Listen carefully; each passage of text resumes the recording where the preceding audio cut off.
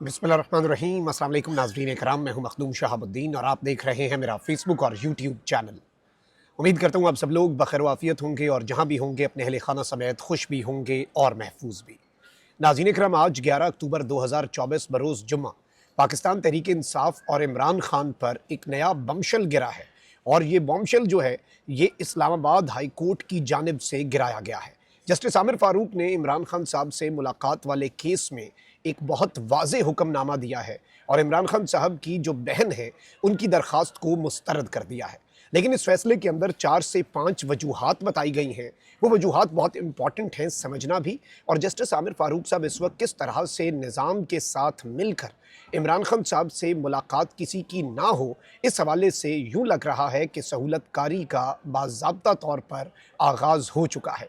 लेकिन इस सब के अंदर चूँकि मुराद सईद ने ये बात कह दी हुई थी कि अगर इमरान खान साहब से किसी की मुलाकात ना करवाई गई तो मामला डी चौक तक जाएगा। और डी चौक की कॉल जो है, अगर आप एससीओ समिट का हया करते हुए हमें इमरान खान की सेफ्टी और वेलबींग का नहीं बताएंगे तो फिर हम क्यों करें। इस हवाले से एक अहम तरीन इजलास जो है वो इस वक्त जारी है, उसकी तफसीलात भी मैं आपके सामने रखता हूँ। और मुराद सईद ने इस वक्त यूँ लग रहा है कि चार्ज संभाल लिया है, क्योंकि बात इमरान खान साहब की सेफ्टी और वेलबींग तक आकर रुक गई है। सारी खबरें एक एक करके डिस्कस कर लेते हैं। और मैं ट्रैवल कर रहा था, लेकिन ये खबरें बहुत ज़्यादा इंपॉर्टेंट हैं, समझने वाली हैं और इन्हें इग्नोर नहीं किया जा सकता, क्योंकि हर चीज़ पीछे रह जाती है, इवन कॉन्स्टिट्यूशनल अमेंडमेंट पीछे रह जाती है। सबसे इंपॉर्टेंट चीज़ इमरान खान साहब की सेफ्टी, वेलबींग और उनकी लाइफ है, ज़िंदगी।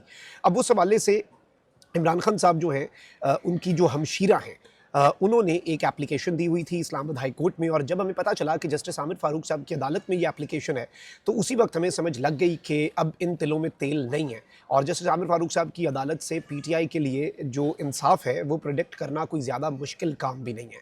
यानी कि वो डिलेइंग टैक्टिक्स अपनाएंगे, मामलात को लटकाएंगे और जब इर्रेलेवेंट हो जाएगा मामला, या तो तब फैसला देंगे या महफूज कर लेंगे। और जब फैसला देंगे तो वो फैसला इस तरह का होगा जिसका कोई फ़ायदा नहीं होगा।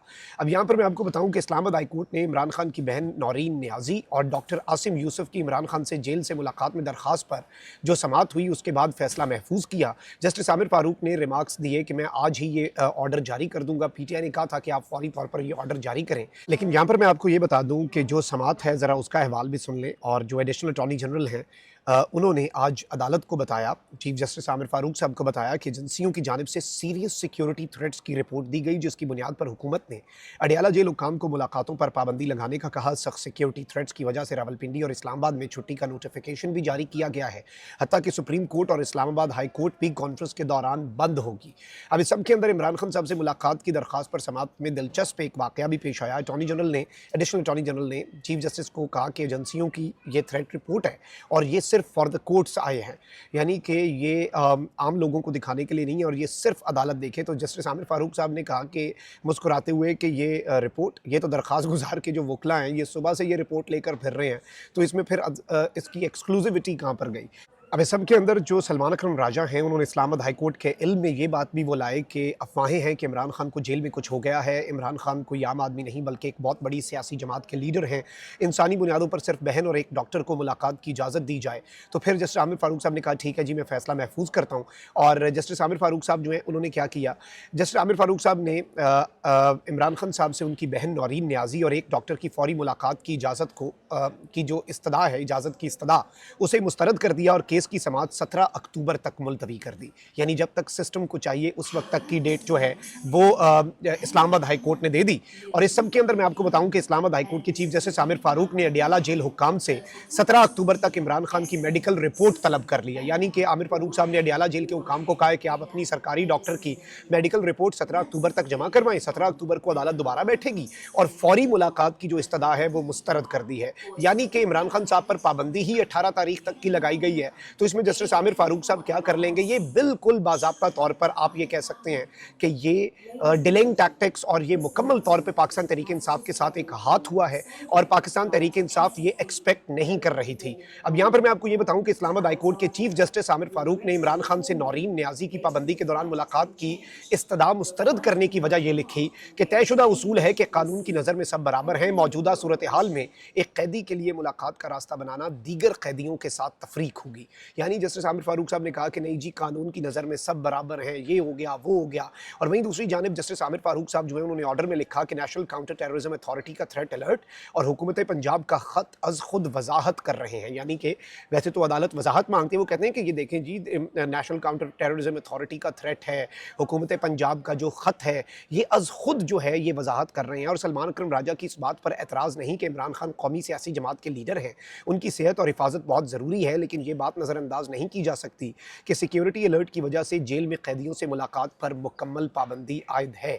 अब इस सब में मैं आपको ये बता दूं कि एक तो ये मामला है कि सुप्रिटेंडेंट अडियाला जेल को हिदायत क्या की गई है कि जी जब मुलाकात पर पाबंदी हट जाए ना, तो उसके बाद आपने फौरी मुलाकात करवा देनी है। मतलब फिर अदालत आने का फ़ायदा, मुलाकात पर पाबंदी हटने के बाद मुलाकात ही होनी है और फिर क्या होना है। और इस सब में मैं आपको ये बता दूं कि जस्टिस आमिर फारूक साहब ने जो किया है वो अनएक्सपेक्टेड नहीं है। सिस्टम और निज़ाम जो है वो बहुत ही एक ऑर्गेनाइज तरीके से चल रहा है। इस निज़ाम के अंदर कुछ स्टेक होल्डर्स हैं, कुछ प्लेयर्स हैं, कुछ एक्टर्स हैं, और वो अपना अपना किरदार जो है वो स्क्रिप्ट के मुताबिक निभा रहे हैं। और इसमें जस्टिस आमिर फारूक साहब के पास जैसे ही ये मामला फिक्स हुआ, उस वक्त बहुत से लोगों को समझ आ चुकी थी कि मोहतरम जनाब जस्टिस आमिर फारूक साहब इस मामले के अंदर किस कदर इंसाफ करेंगे। तो ये चीज़ है, लेकिन इसके बाद की जो डेवलपमेंट्स हैं वो ज़्यादा इंपॉर्टेंट हैं, क्योंकि इमरान खान साहब की सेहत के हवाले से बहुत कंसर्निंग खबरें आ रही हैं। इवन सलमान अकरम राजा साहब जो है उनके हवाले से ये बात आई कि जी अब हम और क्या करें, अब हम इसके ऊपर अपील करने का तो हमारा मूड लग नहीं रहा, और पाकिस्तान तहरीक इंसाफ का मूड भी नहीं है कि इसमें इंट्रा कोर्ट अपील और दीगर चीज़ों में जाए, तब तक तो डिले हो जाना है, मतलब मामला तो लटक जाना है। अब यहाँ पर मैं आपको ये बता दूँ कि बैरिस्टर गौर जो है उन्होंने गैर मामूली बयान दिया है, और इन्होंने ये कहा है कि हम इस्लामाबाद हाई कोर्ट से जो रिलीफ चाह रहे थे और जो हमारे खदशात हैं, ये ऑर्डर उसके सामने कुछ भी नहीं। हम पार्टी मीटिंग करेंगे और लायामल तय करेंगे। हमारी कोशिश होगी कि इमरान खान से फैमिली और डॉक्टर की कम अज़ कम एक मुलाकात हो जाए, और वो मुलाकात प्योरली कोई पॉलिटिकल मुलाकात नहीं, वो उनकी सेफ्टी, वेलबींग और उनकी हेल्थ के मुताल्लिक हो। तो बैरिस्टर गौर ने भी ये कहा है कि अब हम अपना आगे का लायामल बनाएंगे, क्योंकि इनफ इज़ इनफ। लेकिन इस सब के अंदर मुराद सईद जो है, जो कि आपने देखा कि पिछले कुछ दिनों में जब से अली अमीन गंडापुर वाला एपिसोड हुआ, खान साहब से मुलाकातों पर पाबंदी लगी, तो मुराद सईद खुद मैदान में आए और मुराद सईद एक्टिव हो चुके हैं। और मुराद सईद जो है उन्होंने इमरान खान साहब का ये जो आमिर फारूक साहब वाला फ़ैसला है, वो फ़ैसला आने से चंद मिनट पहले एक ट्वीट किया, उसके बाद फिर एक इजलास भी हो रहा है इस वक्त, उसकी कहानी भी बताऊंगा। लेकिन जो मुराद सईद साहब का ट्वीट है वो बहुत ज़्यादा इंपॉर्टेंट है। मुराद सईद साहब ने लिखा कि इमरान खान के साथ जेल में रवा सलूक और उनकी सेहत के हवाले से गर्दिश करने वाली खबरें नहायत तशवीशनाक हैं। कौम को फौरी तौर पर उनकी खैरियत की यकीन दहानी कराई जाए। मेरा ये मानना है कि तहरीक नज़्म के बगैर कामयाब नहीं होती, इसलिए मैं हमेशा खुद को पार्टी डिसिप्लिन का पाबंद रखता हूँ, मगर इस वक्त मामला मेरे और मेरी कौम के लीडर की ज़िंदगी का है। अगर फौरी तौर पर खान साहब से उनकी बहन डॉक्टर और पार्टी क़यादत की मुलाकात नहीं कराई जाती, तो मैं अपनी कौम, ISF, youth wing, labour wing, मुंतखब अरकान असम्बली, टिकट होल्डर्स, बल्दियाती नुमाइंदों और UC VC तक के कारकुनान को कहना चाहता हूँ कि तैयारी कर लें। हमने डी चौक की कॉल देनी है और इस अज़्म के साथ शिरकत करनी है कि अब इमरान खान को लेकर ही वापसी होगी। अडियाला जेल जाकर हम किसी को हमारे एहतजाज की आड़ में अपने मनसूबों को अमली जामा पहनाने का मौका नहीं फराहम करेंगे। इसमें इमरान खान की ज़िंदगी को ख़तरा हो सकता है। मुराद सईद साहब ने यह कहा है कि जी हमारी बस हो गई है, और अब अगर मुलाकात की इजाज़त नहीं दी जाती तो फिर सब तैयारी पकड़ें, यूथ भी तैयारी पकड़े, PTI के तमाम तर विंग्स एक्टिव हो जाएँ, UC तक के लोग एक्टिव हो जाएँ। मैं पार्टी डिसिप्लिन, जो मेरे ऊपर एक पाबंदी है, जो मेरे ऊपर एक कदगन है, जो मेरे ऊपर एक इमरान खान साहब ने रिस्ट्रिक्शन लगाई है, मैं उस रिस्ट्रिक्शन को भी इमरान खान की ज़िंदगी की खातिर, इमरान खान की सेफ्टी और वेलबिंग की खातिर बालाए ताक रखते हुए मैदान में उतरूँगा, और डी चौक की कॉल जो है वो फिर तारीख रकम करेगी। इस सब के अंदर मुराद सईद ने साथ ये भी कहा कि हम पुरअमन एहतजाज तो करेंगे, खान को लेके भी आएंगे, लेकिन हम उसकी आड़ में कोई फॉल्स फ्लैग करने की इजाज़त भी नहीं देंगे, क्योंकि उसकी आड़ में इमरान खान साहब की ज़िंदगी को मज़ीद ख़तरात भी हो सकते हैं। यानी पहले ही कह दिया कि पुरअमन रहना है। फैसला साथ सुन लें, आप हमारी जानों इज़्ज़तों से खेलते रहे और हमने सब्र से बर्दाश्त किया। अब हमें कोई सबक नहीं पढ़ाना। आपको मुल्क के वक़ार की फ़िक्र होती तो चोरों को मुल्क पर मुसल्लत करके मुल्क के सबसे बड़े काबिल फ़ख्र सपूत को जाली केसों में कैद न करते।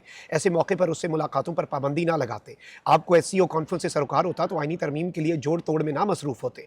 आपको खौफ खुदा होता तो रोज़ जुल्म करके, लोगों को अगवा करके, कैद रख के, उन पर तशद्दुद करके बयानिए ना बना रहे होते।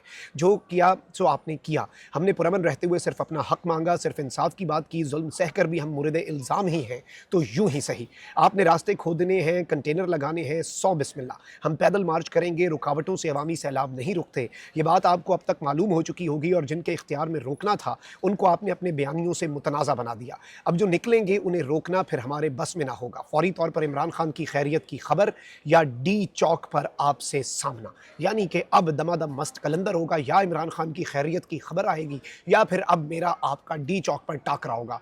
और मुराद सईद ने जो बात की ना कि जो लोग इन लोगों को रोक सकते थे उन्हें आपने अपने बयानियों से मुतनाज़ा बना दिया, और अब इन लोगों को और आवाम को कोई नहीं रोक सकेगा। इस सब के अंदर मैं आपको ये बता दूं कि इस्लामाबाद हाई कोर्ट के फैसले के बाद इस वक्त ये इतलात है कि पाकिस्तान तहरीक इंसाफ की सियासी कमेटी का इजलास भी तलब कर लिया गया है और इस इजलास के अंदर भी फैसला होगा। लेकिन अगर कोई पार्टी के अंदर मफाहमत से चलने की कोशिश करता है तो ये चीज़ अब आपको समझनी पड़ेगी कि मुराद सईद की इस वक्त बस हो चुकी है, और मुराद सईद इमरान खान साहब की जो ज़िंदगी है उसके हवाले से बाज़ाब्ता तौर पर इस वक्त कंसर्न है, और वो इसके लिए अब बाज़ाब्ता तौर पर कॉल भी देंगे। कमेंट सेक्शन में राय का इज़हार ज़रूर करें। अपना बहुत ख्याल रखें। अल्लाह निगहबान। पाकिस्तान जिंदाबाद।